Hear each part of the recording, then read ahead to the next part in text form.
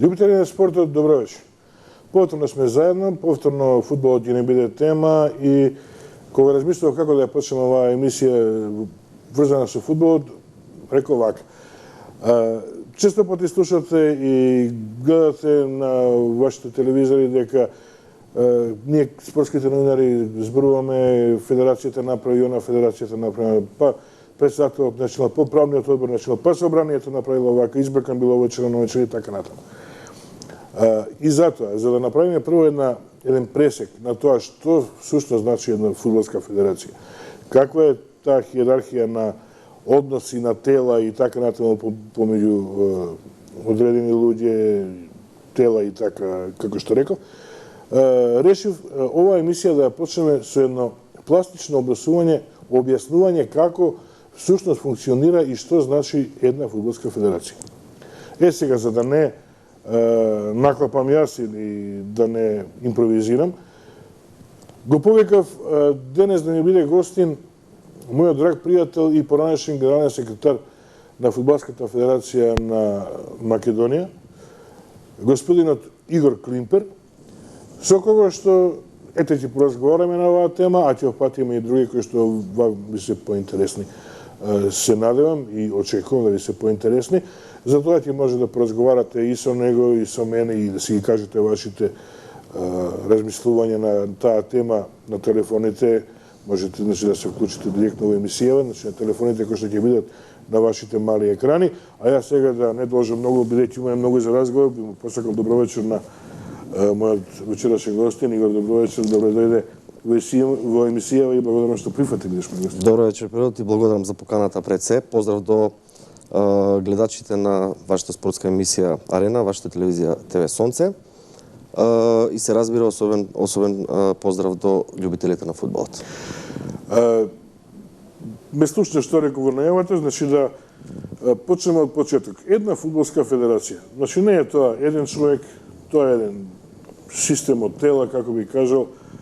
Постои собрание, постои управен одбор, постои председател, генерален секретар, па тоа се администрација, ова не е администрација. Вака да им покажеме пластично на нашите гледачи што всушност представува една федерација. Највисоко тело кој е? Или воопшто едно? Апсолутно не е само еден човек, тоа е значи комплексен систем. Највисок орган на фудбалската федерација е секако собранието на Фудбалската федерација на Македонија, кој е всушност законодавно тело. Се одржува најмалку еднаш годишно, каде што се менуваат правилниците, не знам, систем на надпреварување доколку е тоа потребно, значи со народски кажано законите во фудбалот. Да го поистоветиме со собранието на Република Македонија. Апсолутно исто како со собранието на Република Македонија. Вториот извршен орган е управниот одбор на Фудбалската федерација на Македонија, која ги извршува сите тие, ги спроведува сите тие закони, правилници, статути и така натаму. И се разбира третиот, и бидејќи јас доаѓам од тој дел во Фудбалската федерација на Македонија, е административниот дел на Фудбалската федерација, тоа е генералниот секретаријат, кој пак ги спроведува сите оние одлуки на извршниот орган на управниот одбор на Фудбалската федерација на Македонија и се разбира се занимава со секојдневните работи, секојдневните комуникации со фудбалските чинители во не само во Република Македонија, тука и меѓународно, пред се мислам тука на ФИФА и УЕФА. Сега ќе ти кажеме зошто вака почнав и зошто те прашав. Често пати знаеме да кажеме председателот не чини, председателот е добар или не чини, или погрешил, или не погрешил и така натаму. Која е улогата на председателот сега тука? Па председателот пред се е тој што всушност треба да спроведува политиката на Фудбалската федерација на Македонија заедно со управниот одбор. Значи тој треба да биде пред се лидер и внатре и надвор. Така, и внатре и надвор. Се разбира, не е само внатре, туку треба тој е лицето на федерацијата надвор од границата на Република Македонија, особено во ФИФА и УЕФА. Сега кој е така, ако собранието е највисок законодавен орган на фудбалската влада, како би кажат, нели управниот одбор и владата на фудбалската влада или како сакаш кажи, која е одговорноста, би кажал, зошто тогаш се напаѓа стално председателот? Па затоа што е највисок орган во таа хиерархија, како единка. Колку зависи од него? Па не секогаш зависи од него, меѓутоа тој е предводник на таа комплексна структура и всушност тој има и најголемата одговорност како индивидуа.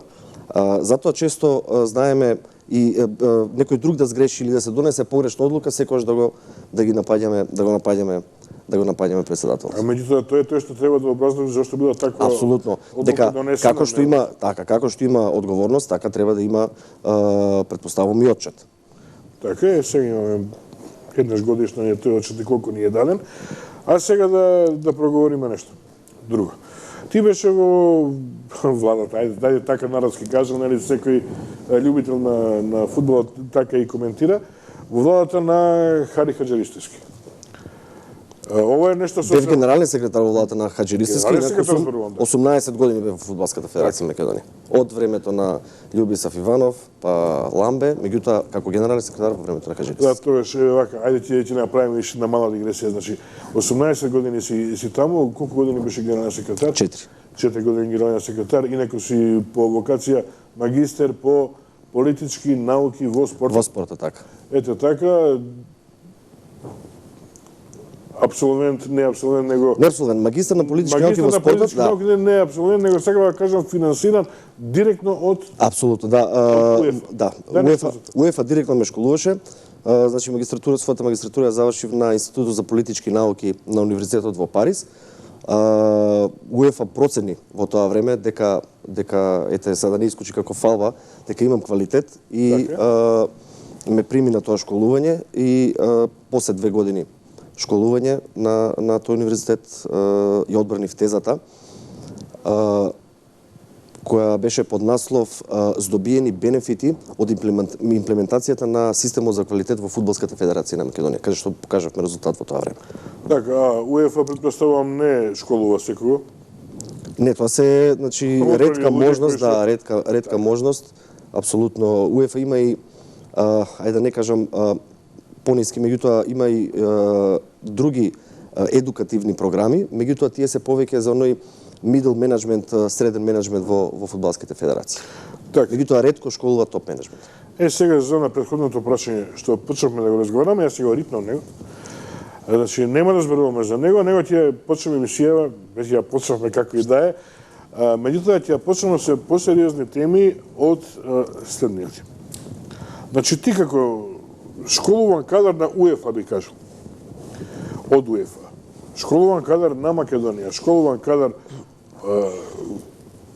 ретко школуван кадар би кажал од овој тип во Македонија, доживеа да бидеш исфрлен како технолошки вишек од Фудбалската федерација на Македонија, заедно со уште 5 стари, искусни, прекалени борци, ајде да ги наречеме. Добро, јас тоа се случи 2012 година при промена на раководството во Фудбалската федерација, тогаш добив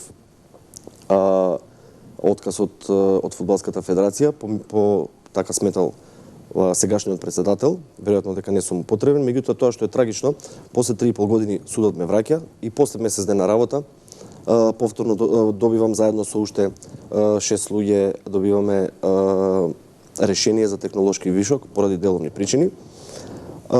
Жално е што морам ова јавно да кажам, жално е што во меѓувреме се примени, јас не налагам во квалитетот на вработените, меѓутоа согласно искуството нивно, првпат се во фудбал, значи новите вработени, не знам колку ги има, 18-20, да не нагаѓам, меѓутоа согласно, ако ги споредуваме со овие што се технолошки вишок во моментот, како не знам еден не знам дали е вкусно да ги спомнуваме мијата, да речеме Мирослав Геровски, еден правник кој 35 години е во фудбалот, почнувајќи од клубовите Љуботен, Тетек, Слога и Магнат, поранешна Слога и Магнат, во федерацијата е повеќе од 15 години.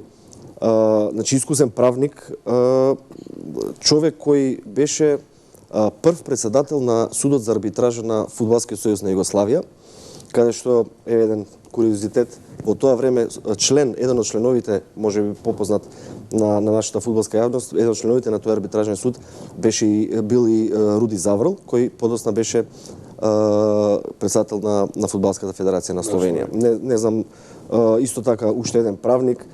Не сакам сега, не е битно луѓето што биле по функции или какво образование имаат, меѓутоа не можам да не го споменам еден Ангел Чевелевски кој сите си имаме свои мани и доблести, меѓутоа тој е еден од првите луѓе, можам буквално да кажам дека ставил првата цигла во Фудбалската федерација на Македонија. 30 години е во Фудбалската федерација на Македонија. Така, меѓутоа очигледно. Значи живеел со фудбалот, бил внесен, го сака фудбалот и целиот свој живот го помина во таа фудбалска федерација. Интересно е што ако се сите, вклучувајќи и тебе, нели, испуштени како технолошки вишак, тоа значи дека вашето работно место веќе не постои. Да, па кога се дава решение за технолошки вишок од деловни причини, се укинуваат и работни места. Како непотребни. И сега треба некој да биде возач на местото на Бајдеви, да кажем. Па не, има и други возачи, меѓутоа смета дека бројот на извршители треба да се намали. Тоа е политика на сегашното раководство. Па јас колку што знам во една од моите претходни емисии, луѓе од федерацијата кои што беа гости зборуваа дека луѓето новите се примезали зголемениот обем на работа. Апсолутно, секоја година, значи како одминува секоја година, се повеќе и повеќе проекти се воведуваат, нови проекти, нови идеи од страна на двете куќи на фудбалот, и на светската, и на европската, и на ФИФА, и на УЕФА, така да имаш две можности, Перо. Или да го зголемиш бројот на вработени, или да инвестираш во постоечките вработени во нивна едукација. Зошто да инвестираш? За да зголемиш нивната ефикасност. Така. Ние го избравме второто, не се прави. Значи ние го избравме првото, а не се прави ни второто. И второто. Така. Така и треба. Ме интересира твоето видење, дали УЕФА гледа што се работи овде? Гледа, Перо, ама УЕФА не се меша во внатрешните работи. Јас сега ќе кажам, слободно можам да кажам, по моето заминување во 2012 година од Фудбалската федерација, иако не му требав на сегашниот председател, тој така сметал и тоа е во ред, УЕФА продолжи да ме ангажира како предавач на две едукативни програми на Универзитетот во Лозана, каде што бев предавач во име на УЕФА. Тоа се едукативниот дел за сертификација како фудбалски менаџер, и кога зборам фудбалски менаџер не мислам на менаџери за агенти за фудбалери што ги продаваат, туку мислам на административци, значи на професионалци, и втората е диплома во фудбалскиот менаџмент. Значи јас сум бил УЕФА и по моето заминување од Фудбалската федерација продолжи да ме ангажира. Значи линковите се директни. Колку што гледам јас, кажем, ајде без... Перо, извини, тука морам да те прекинам. Не само што се директни, јас сум работел со тие луѓе 18 години. Така. И нормално е, природно е да се створат линкови. Со оглед на тоа што последниве неколку месеци, половина година беше, функционираше во федерацијата. Одеше на работа... Од кога ме вратија? Пред 2 месеца, само 1 месец. До, 1 месец. Меѓутоа, претпоставам дека ги колку толку каде успеа да ги запознаеш луѓето кои што се таму и така натаму. Без некоја важна скромност, има ли оваа постава, ај така да кажеме, на федерацијата капацитет да го крене македонскиот фудбал и да воспостави такви линкови со УЕФА и ФИФА, како што имавте вие? Не навлагам во капацитетот на луѓето, јас можам да кажам за капацитетот на луѓето кои работеле во моје време. Значи на новите не можам да навлагам во капацитетот, искрено, затоа што не ги ни познавам. Меѓутоа, тоа што додека бев овие месец дена во Фудбалската федерација, додека функционирав, тоа што го видов е дека страшно се нарушени меѓучовечките односи. Тоа е најголемиот проблем според мене. Така да буквално никој со никого не збори. Никогаш не сум сакал не знам, банален пример, да луѓето толку не си ја сакаат да работат, туку чекаат да дое 4 сат за да се чупнат со картичката и се заминат дома. Кога нема емоција, кога нема љубов, не може да биде добро. Не сака да се заминат дома, што јас се сеќавам долго време. Јас во мојата кариера во Фудбалската федерација сменив 4 или 5 генерални секретара. Имаш се уште луѓе што работат во фудбалската федерација ќе ти кажат дека сме останувале до 3 до 4 сабајле кога требало да се сработи нешто, кога не знам сме организирале надпревар со Англија, со од потежок карактер, од висок ризик. Никој не ни помислувал дали ќе оди дома, дали ќе биде награден, дали значи имало другарство, ни било важно да се сработи работата. Ама сме биле сите како едно. Од таму претпоставам од тоа единство кое што владеело тогаш во федерацијата произлегува и многу проекти кои што Апсолутно. Сега ајде не е важно што било и како било. И сам рече дека имало и добри, имало и лоши. Апсолутно. Станико кој што работи и греши, значи не велам дека вие сте биле безгрешни или пак јас прв ќе кажам дека имаме многу грешки, апсолутно. Имало грешки. Тој што работи нормално и да греши. Така, меѓутоа никогаш не сте рекле овој проект, не сте присвоиле проект кој што не е ваш, не сте рекле моје. Се случува дека куќата на фудбалот, 10 терени со вештачка треба и така натаму се сега проект на оваа влада и дека не го направи 10-та. Апсолутно не. Па лесно е да се проверат документите и одлуките на управниот одбор. Ја спомна перо куќата на фудбалот. Тој проект се работеше од негде од 2009 година, збор кога се работел, не значи само градење на зградата, туку и оној административен дел кој всушност најтежок, нели со општина, комунали, со град Скопје и така натаму обезбедување на земјиштето од страна на министерството во соработка со Министерството за транспорт и врски. Меѓутоа пред поранешното раководство на чело со Хаџиристи се замине во 2012 година на крајот на јуни. Ние оставивме зградата во карабина фаза.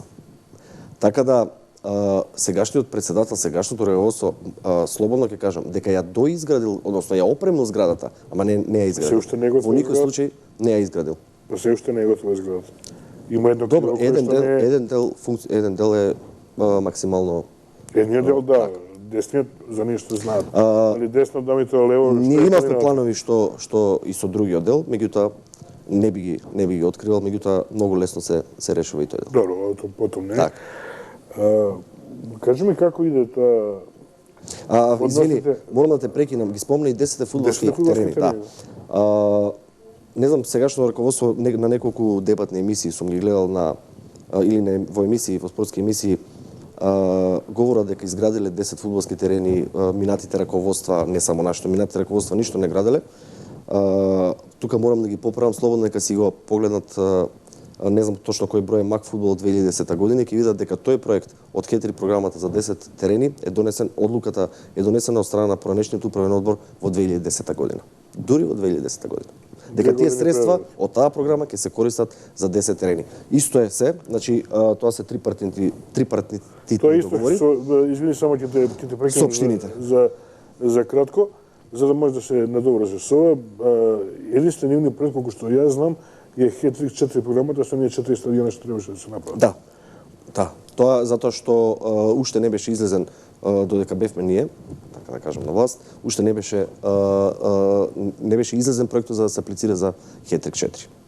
Меѓутоа колку е направен, тоа времето ќе покаже, затоа што 10 терени направени сега, кога да прашаш се е готово, јас не видов 10 терени да се каде се тие 10 терени. Знам дека има еден во Велес, еден дали во Ѓорче Петров.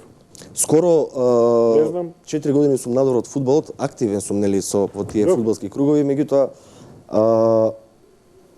цело време се збори за тие 10 фудбалски терени и јас не видов слика од тие 10 фудбалски терени. Нема проблем. Нека ги покажат кои се тие 10 фудбалски терени, нека има отварање, нека има за да знаеме дека се изградени.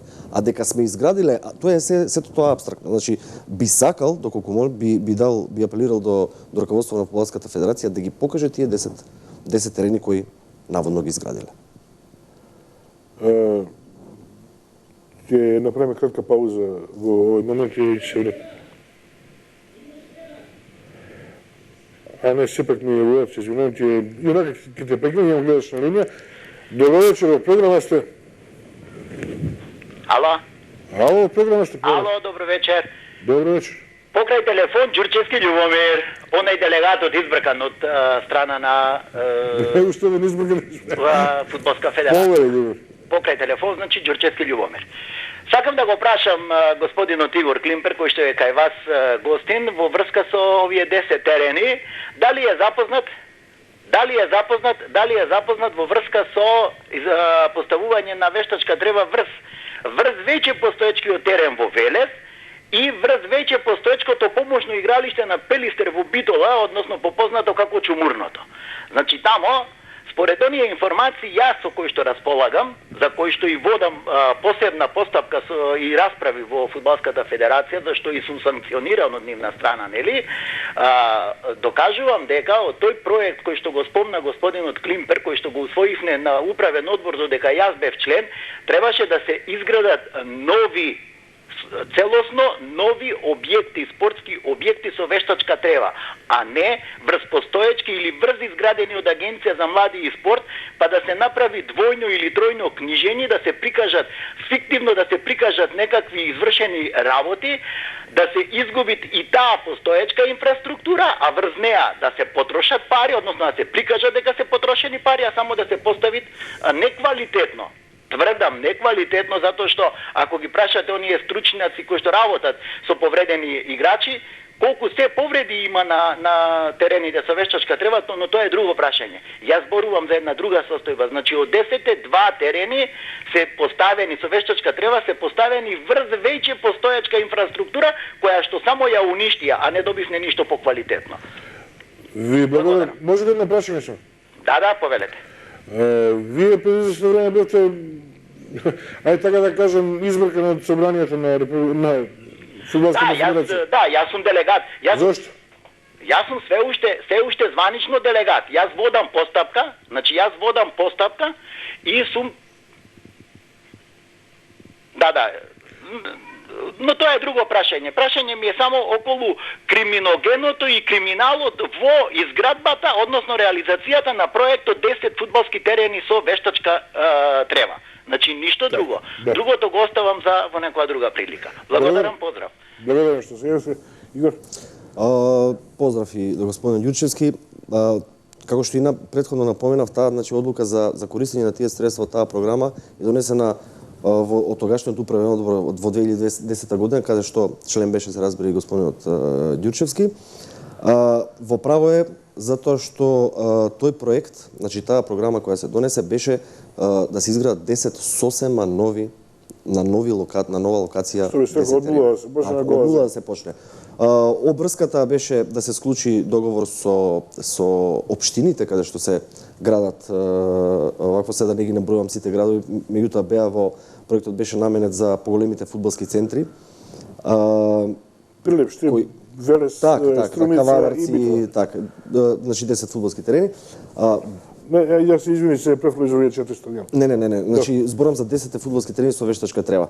Значи комуналиите, техничкиот дел, изведбата на земјиштето беше обврска на општините, а Фудбалската федерација требаше да донира вештачката трева.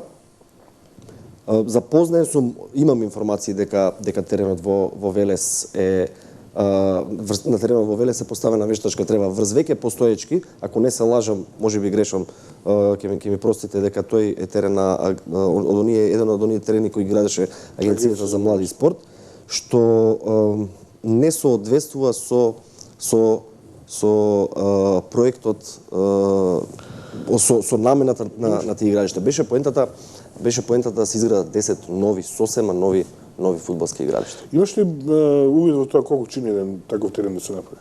Немам цената, зависи од изведувачот и од квалитетот на изведбата, особено дали сакате таа вештачка трева да биде сертифицирана за да може да се играат и официјални надпревари на неа, значи ФИФА го дава тој сертификат, не знам, има повеќе критериуми со звездички се рангираат тие, или сакате да биде Зависи од федерацијата.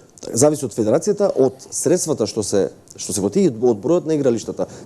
Ако сакате да изградите, не знам, со 3 звездици ФИФА, со 2 звездички ФИФА терен, може да направите проект, тој буџет ви стигнува, да речеме, за 4 терена. Ако сакате да направите 10 терена, треба да го намалите квалитетот, меѓутоа повторно се стави во функција.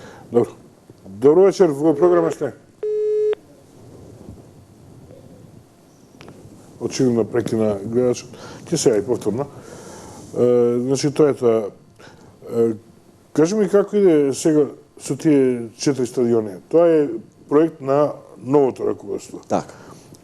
Колку што јас знам, значи требаше во Прилеп да се направи стадион, во Велес, Струмица, Тетово и Битола. Битола, така. Тоа се 5 стадиона и требаше да бидеме заедно со градскиот стадион, односно Филип II арената, требаше да добиеме 6 стадиона на кои што веќе ќе може да се играат меѓународни надпревари. До каде работа, дали ја следиш? Па ја следам пред неколку недели нели беа промовирани стадионите во терените на стадионите во Тетово и во Битола, каде што значи се обезбедија услови да се игра, значи зборам теренски услови, меѓутоа не и услови на стадионот од зборам. Тоа значи дека немаме стадиони сега. Говорам од безбедносни причини, апсолутно, меѓутоа внимавајте, тоа е трипартитен договор. Тука влегува како страна и општината, и фудбалската федерација и УЕФА, бидејќи УЕФА ги донира парите, а фудбалската федерација е линк помеѓу општината и УЕФА. И не е никакво оправдување, ако општината не си го завршила својот дел, не е никакво оправдување на фудбалската федерација да каже дека ние го поставивме теренот и ние си ја завршивме работа. Не. Во моментот на подпишување, барем тоа моето искуство го кажува, фудбалската федерација е гарант дека и третата страна ќе се заврши врската затоа што влегуваат како партнери во тој проект. Што е понатаму, која разврска би имало сега ова ако општината не го направи свој дел од работата? ФФМ е гарант. Не би сакал да помислам дека би можело да се случи така? Може да се случи Санкциите се големи? Санкциите се апсолутно големи, нема да ви дозволат да учествувате или може да ви укинат проекти. Замисли се обратно да биде. Замисли општината си го завршила својот дел од инвестицијата, поставила, не знам, одвод, довод, дренажи и така натаму, а УЕФА да не ти го потпише договорот. Не верувам дека постои такво нешто. Па не постои. Дека постои шанса да се исто е, случи значи такво секоја страна мора да си ги заврши обврските. Сега претпоставувам дека за своите пари УЕФА си има евиденција каде ги дава. Апсолутно и секогаш Дали го следи се во ова? Да, секако. Ајде ако не се меша во работите на федерацијата, меѓутоа кога се работи за пари. Апсолутно. Па се меша и во работа на федерацијата кога се во прашање пари од УЕФА. Затоа што имате строго наменски, тие средства се строго наменски. И УЕФА, значи секоја изградба, дали е од градежен тип, значи секоја градежна изведба, дали е тоа терен или не знам зграда или не е битно, оди во фази. По завршување на секоја фаза, Фудбалската федерација на Македонија должна да достави извештај дека е завршена таа фаза и УЕФА веднаш праќа инспекција да потврди дека е тоа така. Го проверува и квалитетот? Апсолутно. Тоа што е напишано во проектот, таква треба да биде изведбата. И доколку се случи, не знам дали се случило, не е ни битно. Не сакам ни да помислам дека би можело да се случи такво нешто. Доколку се случи, апсолутно ќе го прекине своето учество во тој договор. Може да прекине санкции ќе апсолутно може да прекине и нема додека не го завршиш проектот, немаш право да аплицираш за друг и го кочиш процесот на развој на фудбалот, на фудбалската федерација и воопшто на фудбалската игра во Република Македонија. Сега убаво ми испровоцира и ново прашање. Кажи ми, колкави отприлика средства може преку овие проекти, баш од парите што ги дава за функционирање на федерацијата и така натаму, годишно да се добијат од УЕФА? Па, перо сега многу тешко да ти кажам колку пари може да се добијат, меѓутоа Ајде во твое време колку? Од 6 твое време мислам. Не, добро. 6 до 7 милиона годишно беше буџетот во наше време на Фудбалската федерација на Македонија, дури 80% од средствата беа од донации од ФИФА, УЕФА и од телевизиски права.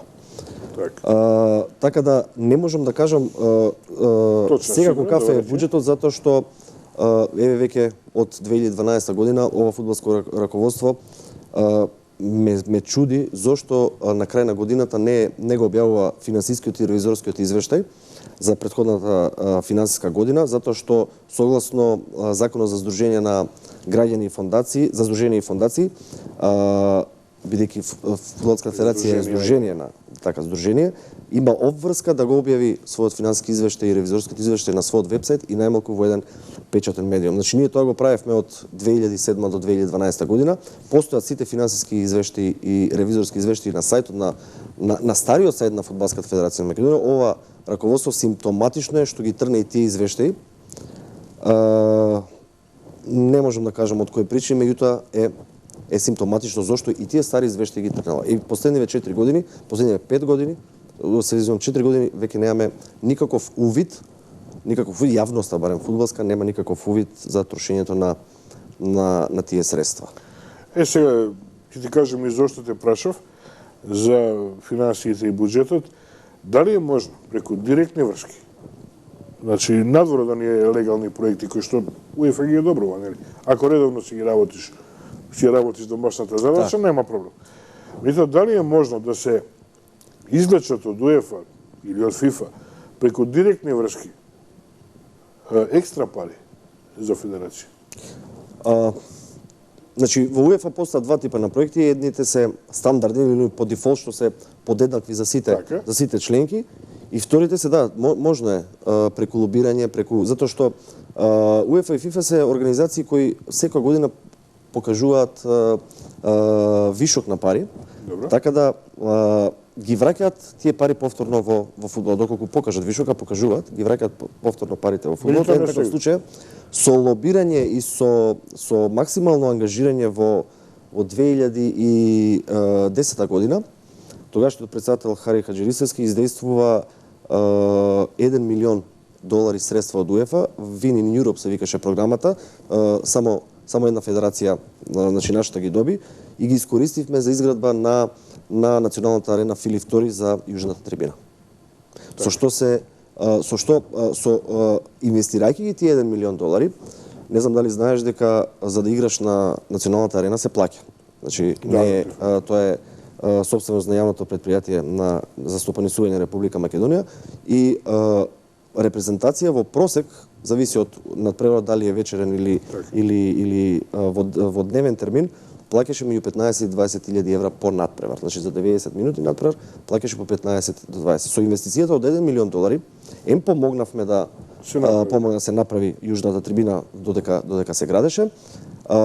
Обезбедивме сите фудбалски репрезентации да играат до 2030 година бесплатно до 2030 година. Тоа значи слободно постои документ и во јавно. Тоа значи дека сега репрезентациите играат бесплатно. Да. Доколку некој рече дека плаќаме, ќе ми излаже. Апсолутно. Има договор кој постои и значи УЕФА ги донираше, направи донација преку Фудбалската федерација од $1 милион да ги инвестираме за тоа, да ги инвестира Фудбалската федерација, меѓутоа обврска на јавното претпријатие беше да се откаже од кирија, да кажам, или од рента до 2030 година. Надомест. Добро, вам ви се замераше, доколку добро се сеќавам, дека репрезентациите, особено оние помлади селекции, играле малку надпревари. Не сте обезбедувале доволно надпревари, не сте обезбедувале финанси за нив. Како беше, ајде посетиме. Не се сеќавам добро, меѓутоа ми се чини дека игравте многу повеќе надпревари отколку што сега се зборува дека сте играли. Не знам дали вреди да се зборува за тоа, значи постои официјална статистика и за сите меѓународни надпревари, сите домашни. Ние немаме таа статистика, тоа можеме да стасаме да не знам. Ама Перо, да не спомнам нема врска, портпаролот сега скоро на сегашниот портпарол на Фудбалската федерација излегува на телевизија и кажува дека порано се играле по два надпревари годишно, младите репрезентации, а сега играле 25. Што е нонсенс. Ме молам, значи исто колку што играат сега, играли тогаш. Значи прво, немаш термини за да одиграш 50 надпревари. И да сакаш да имаш буџет да одиграш 50 надпревари, прво нема термини. Децата играат по клубови, има првенство домашно. Значи колку се играат сега, толку се играли тогаш. Се случи ли нешто добро? Јас не напаѓам никој. Јас велам дека и сега децата играат 25 надпревари, што е добро. Реков да не сме дека напаѓаме само против ова раководство на Фудбалската федерација. Претпоставувам дека се случило и некои добри работи. Ајде, имаме промена на системот на надпревари, што по мене е добар. Поделбата на втората лига на две и така натаму, можеби оној проект до 2026 година можеби е добар, значи не знам, кога ти би бил на нивно место, дали би го предложил тој проект? Pero што се однесува до стратешкиот план што го изготви оваа фудбалска гарнитура, морам да кажам, да бидам искрен, дека е одличен. Морам да кажам дека е одличен, меѓутоа тука има еден друг проблем. Некој треба да го спроведе тој план во дело. Значи треба да го спроведе на терен. Зошто? Претходно напоменав дека прво меѓучовечките односи во фудбалската федерација се катастрофални и се многу нарушени. Значи за да спроведеш на таква стратегија, на таква амбициозна стратегија, ја не викам дека не е можно, се е можно. Добро, Треба да постои емоција, треба да постои љубов, треба луѓето да се внесат сосема во спроведувањето на таа стратегија. Со вакви нарушени односи, со луѓето не сака да се видат еден со друг. Ја не знам не е како можно да толку. Верувал ти или не, појди во фудбалската федерација, секи ти биде јасно. Па не може Значи никој со никого не збори. Некој треба, не може председател сам да ја спроведе стратегијата. Значи треба, тоа е машинерија, комплексен систем, каде што сите треба да земат учество од, не знам, собрание, управен одбор, фудбалските чинители, општинските фудбалски сојузи, значи тренерите, фудбалерите, администрацијата, значи сите фудбалски чинители треба да земат, да дадат свој придонес и да земат свој учество во спроведувањето на таа стратегија. Добро, претпоставам дека во оваа администрација која што остана, да кажеме, има ли сега доволно искусни луѓе за такво нешто? И тие што се искусни се прераспределени на места каде што не можат да дојдат до полн израз. Да кажам, значи не се користи нивниот капацитет. Дека има квалитетни луѓе во фудбалска федерација, апсолутно има. Една друга работа, дали кога веќе го спомена овој проект, долгорочна стратегија, нели, определени се луѓе кои што се надлежни за спроведувањето на поодделни годишни работи, например, еден е задолжен за да се пласира Македонија до 21 година репрезентацијата на Европско првенство. Па следниот втор човек е за, не знам, за 26 година има 5 човек и така натаму, за тие сите проекти да излезат на виделина. Што ќе се случи, прашувам, ти како поранешен генерален секретар, што ќе се случи ако проектот не успее? Ти одговара лицето кое што е задолжено за тоа? Ако проектот не успее, ако не се квалификува. Да. Јас лично посакувам, искрено посакувам далеко од тоа, да се квалификува нормално. Нормално сите го посакуваме тоа, меѓутоа македонци. Така. Тој што кога поставуваш некој таргет, некоја цел, колку и да биде висока, сега ние може да е дискутабилно дали е висока, дали не е висока, меѓутоа колку и да биде висока е остварлива. Доколку си ја поставил таа цел, а не оствариш, фер е да понесеш одговорност. Што и јас како спортски новинар, ти како најавач, и јас како најавач, и армија најавачи од Македонија ќе добие со тоа што ти ќе поднесеш оставка, а целта не е остварена. Апсолутно уште еден изгубен циклус. Уште едно разочарување. Уште едно разочарување. И Пупу не важи, одиме понатаму. Одиме од почеток. Исправно е тоа? Апсолутно не. Не е исправно. Значи јас сум треба ли да ги пружиме нозите колку што не е черката, како што вели народ? Да не се задаваме ние премногу високи цели. На краток рок реално не можеме да се задаваме превисоки цели. Можеме, ама не се остварливи. А 26 е краток или е долг рок? Ајде сега, 10 години се опрашање дали е краток или е долг? Долг рок е. 10 годишен стратешки. Кој ќе чека 10 години за да се оствари? Долг рок. Оној што ќе остане. Така е. Ко преживи причаш, како беше? Ко преживи причаш. Добро. Не ми се допаѓа таа стратегија, мислам стратегија која што ги во ред, меѓутоа како план, Дајте да убрзаме нешто ако може, сепак ние може. Тука може. Значи, дали може да се убрза сето? Апсолутно може да се убрза процесот, ама ако не се делиме на Илчовци, на Хариевци, на Дзинговци, на Ламбевци, него сите целокупната фудбалска сила, луѓето што значат нешто во фудбалот, значи има имиња кои се надвор од фудбалот, кои може да придонесат, зашто јас сум произлегол од фудбалот, ама од административниот дел.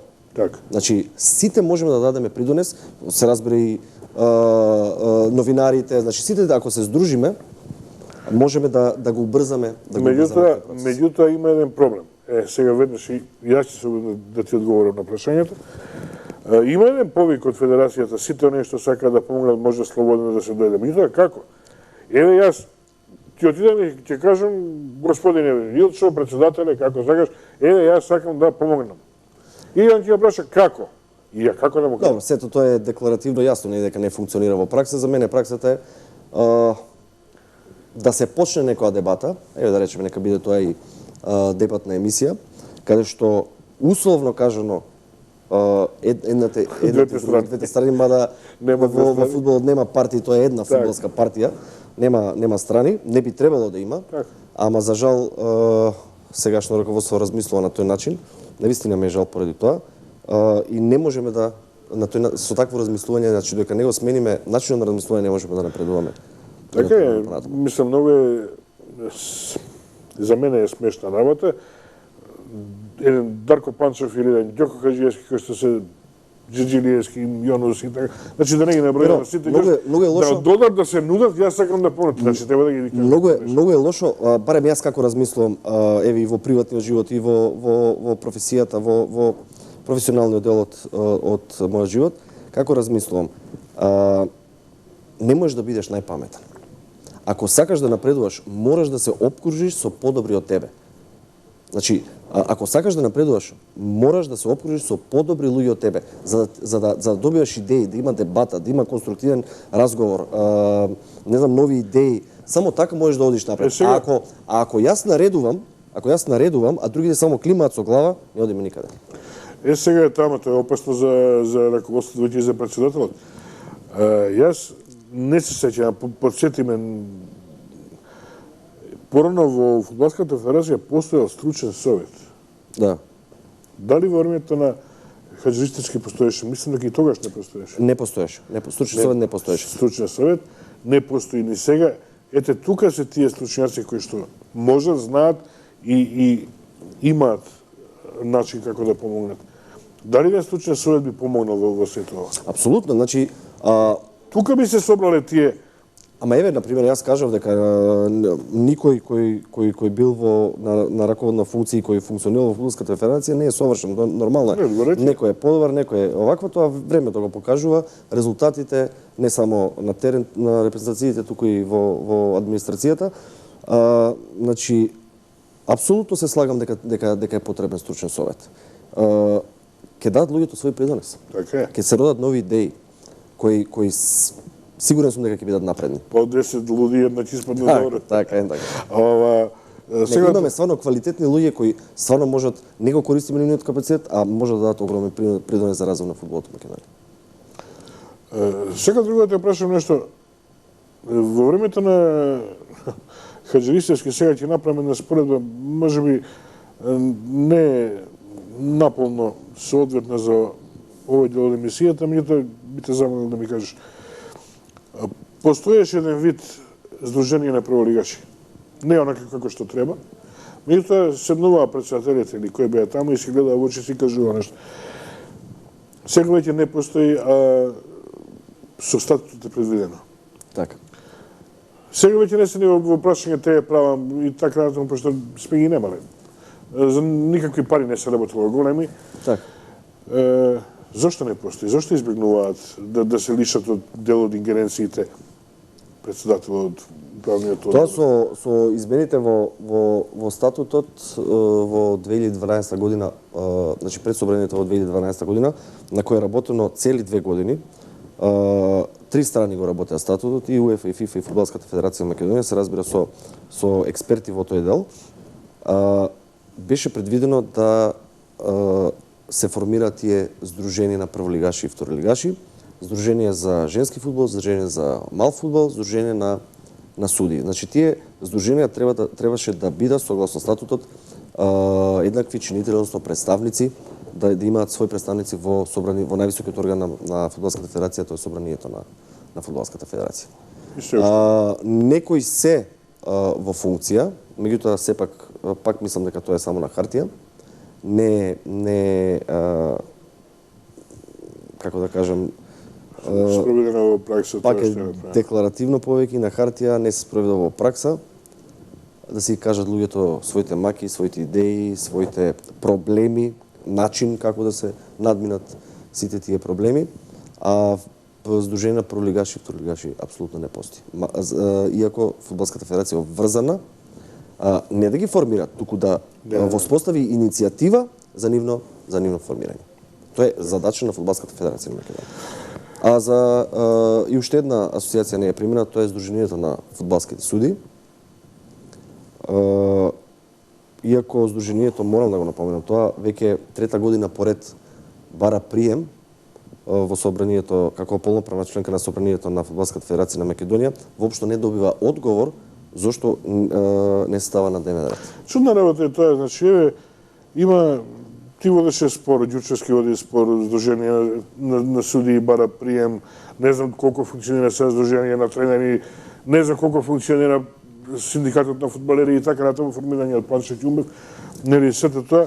Мислам дека нема одговори човече од другата страна. Морам тука да бидам искрен, мислам дека Панче со формирањето со неговата иницијатива за формирање на синдикатот на фудбалери направи еден исчокор кој му беше потребен на македонскиот фудбал и прилично е активен.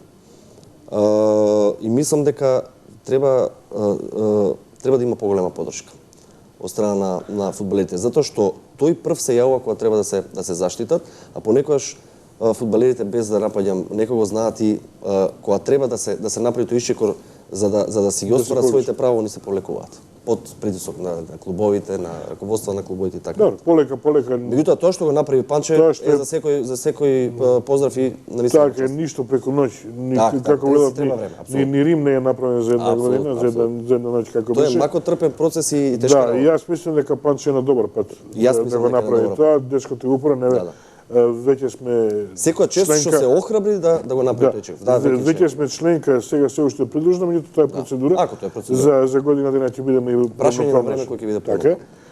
И јас мислам дека полека работиве, ако некој ги исправи, пошто очигледно дека председателите што ќе дојдат некако не ми тера работа како што треба, барем овие нови раководство, нели? Панче, може би фудбалерите ќе бидат тие кои што работејќи за себе ќе направат добро и за фудбал. Така. Туку сега да те прашам, вие, вашето раководство, држи еден рекорд по гледачи, по публика. Зошто има, кај беше тоа? 30.000 гледачи со Шпанија, не, како беше? Не со Шпанија. Последниот надпревар пред да биде сменето раководството, в квалификацијскиот надпревар со Република Ирска, имаше 30.000 гледачи на стадионот. Јас не памтам кога имало по 20.000 гледачи, освен во моментот кога се реновираше националната арена. Не памтам кога имало под 20.000 гледачи. Дури интересно е што ако се сеќаваш, Фудбалската федерација беше организатор на Европското првенство за девојчиња до 19 години, беше домаќин во 2010 година. До пред некоја година го држевме рекордот, сега сме на второ место. Значи во тој момент во 2010 година поставивме рекорд со присуство на 8.000 гледачи на надпревар девојчиња 19 години. Жално е што морам да кажам дека денеска на репрезентацијата имаме по 2-3 гледачи.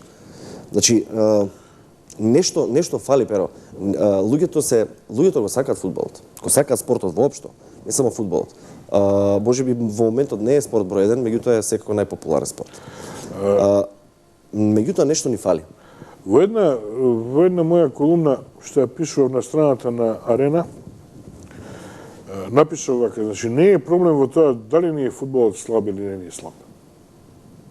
Јас ти гарантирам дека на една вечерна утакмица, по пријатно време и така да е, колку и да ни е слаб фудбалот, 10.000 гледачи ќе дојдат. Апсолутно, види, ако треба некој да го организира тоа. Така. Има милион маркетиншки алатки и начини како да привлечеш публика на стадионот. Јас како главна причина, значи, ја посочив безбедноста на стадионите. Значи, дефинитивно. Јас не можам силно да го земам за рака и да речем, ајде, со мене, ќе гледаме утакмица, игра Вардар и така натаму. Ако знам дека може да се вратиме со скршена глава, со скршена... Апсолутно, па последните инциденти што се случува на стадионите сега пред крајот на првенството, го кажува тоа. Сметам дека единствениот проблем, значи буквално единствениот проблем, покрај овие сите маркетиншки, ти имаш забава претходно, така натаму не ќе се делат ваучери по 100 денari за употреба на спортска, не е битно. Значи постојат начини, меѓутоа безбедноста може ли Фудбалската федерација по патот на Англија, за времето на Маргарет Тачер, самата да го реши тие проблеми. Ама, Перо, постои во Фудбалската федерација програма дај да се спроведе. Слушаме, значи постои програма за превенција и репресија на насилството на фудбалските стадиони. Во 2011 година дури значи издадовме, Фудбалската федерација издаде книга, ја напиша професорот Иван Анастасовски и доктор Лазар Нанев, се разбери мојата маленкост, значи тројцата воспоставивме стратегија, значи со одлука на управен одбор, издадовме книга за превенција и репресија на насилство во Република Македонија. Двајцата беа активни, значи зборам за господин Анастасовски и овакво, значи одеа редовно во Англија, на стадионите во Западна Европа, на стадионите во нашето окружување со најблиските соседи, за да приберат информации, односно искуства, како функционираат таму работите во поглед на безбедноста. Направивме стратегија, ја објавивме, за жал денеска не се користи. Се разбира, стратегијата имаше и за цел промена на одредени закони во Република Македонија поврзани со насилството на стадионите. Меѓутоа, тоа не е проблем да се известува. Да, ама не се применува во пракса. Мислам дека има некоја промена на законот за насилство, особено на стадионите, меѓутоа не се применува во пракса. Закон постои, меѓутоа не се применува во пракса. Значи, федерација тука не е моќна.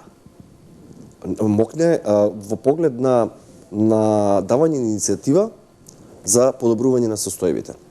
Па таа иницијатива, таа стратегија и таа промена во законот дошла по иницијатива на Фудбалската федерација на Македонија.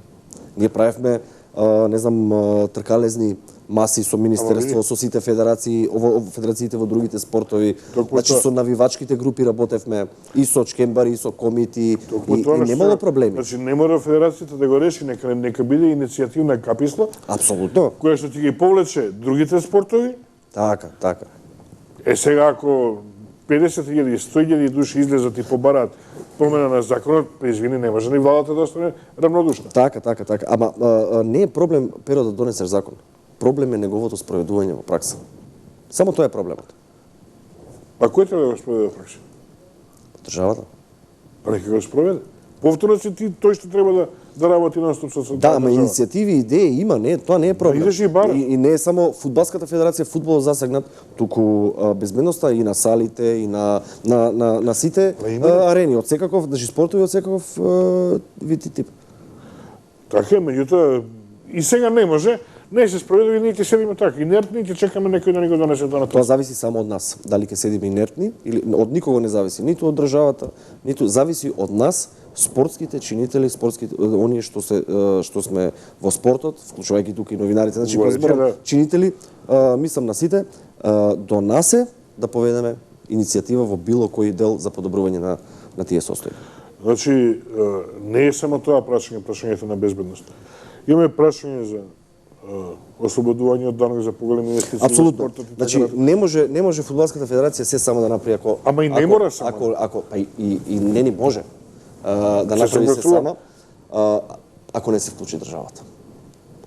Значи во поглед имавме иницијативи во поглед на измени на законот за спорт, измените во законот за финанси, за персонален данок. Значи имаше иницијативи, меѓутоа за жал досега нема слух од државните органи, а многу е лесно, значи тоа се компаративни некои размислувања и закони од другите држави, не измислуваме топла вода, значи тоа веќе функционира во другите држави.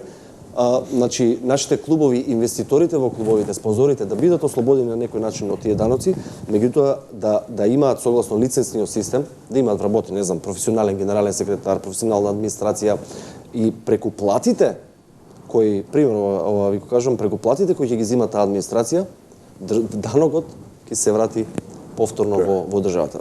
Државата е таа што треба да си најде механизам, а има. Не е можно дека сме толку поделена партиска држава за да не можеме да спроведеме вакви закони. Не, апсолутно можеме. Само треба воља. Така, значи повторно некој треба да се јави да се јави како обединувачки чинител. Така, на сите овие. Да. Држава како држава, не верувам дека ќе отиде против својот народ дефинитивно и против успех во Нема спортот. добро и за државата. Значи некој треба да поведе таа иницијатива. Али добро разработена во секој случај. Така, апсолутно. Во моментот гледајќи ги, не знам, политичкава ситуација у државата, Сега нема на крајна памет не е да се занимава со спорт. Уште едно прашање, морам да те прашам да не ми остане така на срце што се вели. Околу оваа фудбалска академија што е формирана во Фудбалската федерација, се согласува дали е добар проект, нели е... Со која се кити новото раководство, да не заборавиме, извини тука, јас го кажувам тоа, ти не го кажуваш. Апсолутно е еден добар проект. И тоа е, кога работиш на долг рок, мислам дека тоа е правиот начин. Тука кога кажам се китат со перја, таа фудбалска академија започна да работи во учебната школска година во септември 2011 година. Со тогашен значи со одлука на управен одбор, во соработка со асоциација, мислам, за училишен спорт, дека се вика. Добро. Потпишавме договор да тие деца се сместат во средношколските сместувачки капацитети и да учат средна школа, а Фудбалската федерација беше незин обврска да ги преземе, не знам, исхраната, тренинзите и сето она што е потребно за децата околу тренинзите. И таа академија почна да функционира во 2011. Значи, почеток на учебната година, првата генерација, почеток на учебната година во 2011 година. Боби Стојковски беше тогаш предводник на таа генерација, со огромна помош на тогашниот председател на тренерската организација, господинот Војдин Црнековиќ. Така. Игор, кај оваа федерација ми е малку кај академијата ми е малку симптоматично нешто што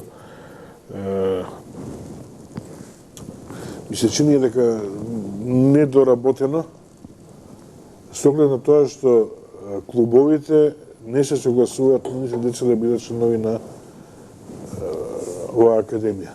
Академијата си има своји тренинзи. 3 пати во неделата, 4, не е ни битно. Си има своји надпревари, си има колку што јас знам играат, нели.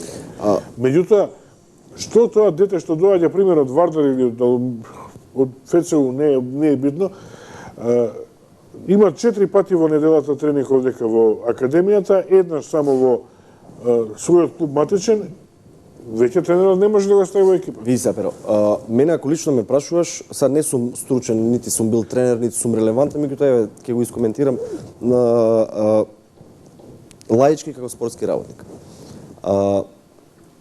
Фудбалската федерација во моментот, знаејќи економската состојба на клубовите, во моментот е единствен фудбалски чинител која може да им обезбеди услови за професионална работа на тие деца. И да фудбалски да се школуваат. Иначе мене ако ме прашуваш, клубовите се тие кои треба да си створат своји академии, како тоа што го направи сега Вардар. Секоја чест на тоа. Клубовите се тие што треба да ги створат тие академии. А вие да црпите деца? Така. Фудбалската федерација преку своите репрезентации да црпи деца од тие академии. Кажи малку напачки. Па во моментов тоа е единствениот начин да тие деца да добијат врвни услови за тренинг и едукација. Така, Игор, времето не заврши. Јас реков дека ќе биде многу кратко. Знам дека кратко изгледа. Реков ќе биде многу кратко време. Фудбалските теми перо може да ги избориш и може се надевам дека успеавме на некој начин да им објасниме на гледачите како се работи, што се работи, како се собираат пари, што функционира, што не функционира, што е ваша заслуга, што е заслуга на оваа федерација. Да направат, нека си направат самите гледачи споредба кога беше подобро, како е подобро и така натаму. Значи, нивни е проблемот. Пак би апелирал да не се делиме на ваши и наши. Сите што го сакаме фудбалот, сите што сме били учесници на некој начин сме дел од овој фудбал, треба да се обединиме и само на тој начин ќе оди фудбалот. Додека се делиме на ваши и наши, нема напредок. Во тој поглед би сакал еден предлог до тебе. Ти заедно со, можеби не во твојата мисија, меѓутоа еви до твоите колеги новинари, медиуми кои работат по медиумите, зборам за спортските новинари, да почнат да организираат дебати. Да не биде само по еден учесник, дали бил од времето на Хари или од времето на Дзинго, па кажува што направиле, па ги напаѓа едните, па тој другиот од сегашно ръководство ги напаѓа тие старите, дека они се цвеќиња, овие ништо не направиле.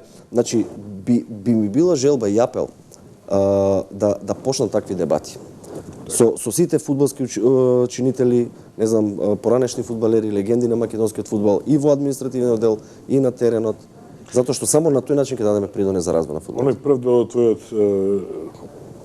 од твојата дебата последна, јас само ќе го завршам со една реченица. Така завршив ја една моја колумна, ќе завршим и сега, ќе завршим и емисијава. Премногу сме малку за да се делиме. Апсолутно, се согласувам. Ти благодарам за учеството. Ти благодарам. Се повторно и ќе бидеш на располагање. Апсолутно, во секое време. Почитувани гледачи, тоа беше емисијата Арена, се гледаме по 7 дена.